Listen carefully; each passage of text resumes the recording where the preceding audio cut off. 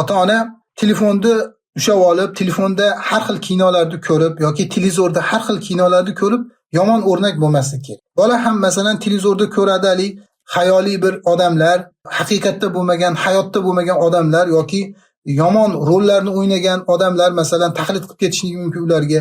Ya'ni jinoyat ishlarida rollarini o'ynagan odamlar yoki o'shanaqangi bir yomon xunuk odamlarni kinolari hozir mana ko'payib ketdi.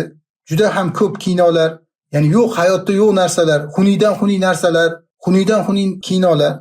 Bu narsalardan bola ta'sirlanadi. Mana shu holatda ota-ona o'rnak bo'ladi.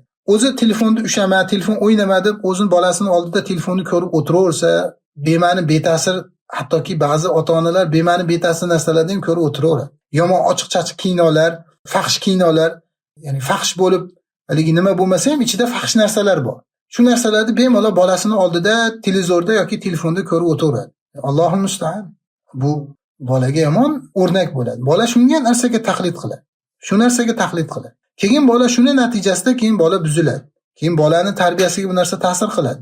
Chunki u yaxshi taqlidni ko'rmadi. Yaxshi taqlid ko'rmagandan keyin boladan yaxshi natija kutilmaydi. Mana bu tomonlarga ota-ona e'tibor berishni kerak.